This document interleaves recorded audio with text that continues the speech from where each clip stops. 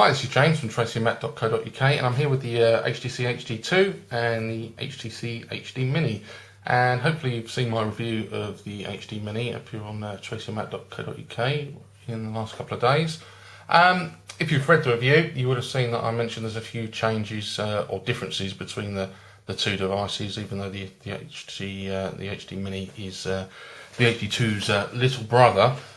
So I thought I'd just show you the differences that I mentioned on video quickly, so you can actually see it rather than read it. Now the obvious, the first obvious thing to notice is quite clearly the size difference. The HD2 with its 4.3 inch screen and the HD Mini with its 3.2 inch screen. Buttons, they're different. We've got proper buttons on the HD2, whereas on the HD Mini they're actually touch sensitive, and as you can see they're flush there. They work very well. Nice bit of haptic feedback when you use them, so they're all right. On the rear of the device we've got some differences. The camera lens. Now on the HD2 the camera lens is actually protruding from the back of the device, which you can see there. Now there's two problems that I find this causes. The first one is that when you load the device down on the flat surface, the phone can rock from side to side.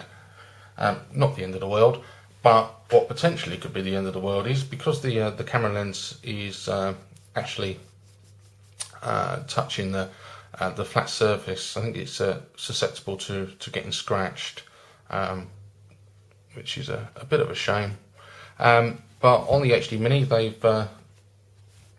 fixed that problem because the camera lens is actually inside the housing of the back cover, so the lens isn't going to get scratched. Unfortunately, with the camera though, on the HD Mini we lose the flash that we saw on the HD2, which is a bit of a shame. But you know, just means you can't take photos in low lighting. Another physical difference is turning the device on and off.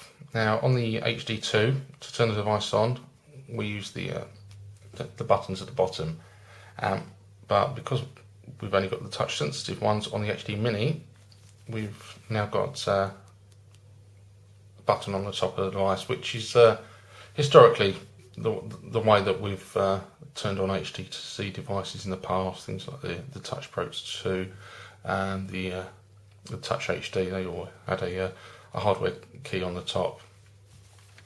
Having a look at the software, if we turn the devices on, as you can see, the lock screens are very different.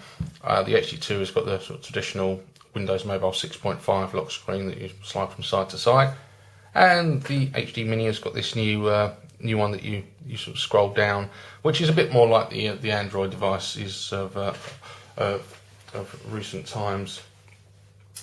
Taking a look at the home screens, there's not a massive amount of difference, but the one major one is that the HD2 has these 3 shortcut panels on the home screen, and if you scroll those up it reveals a further 6, giving you 9 in total. Now they are present on the HD Mini, but to access them you just need to swipe up, and there you go, you've got the 9 panels. Apart from that, there's not a huge amount of difference. Obviously, there's a difference in processing power, but I haven't really noticed much difference in terms of performance. The HD Mini, I haven't noticed it lagging at all or anything like that, and it's actually pretty responsive, and yeah, it does a good job. So, if you haven't read the review, please do so. You can find that on tracyandmac.co.uk.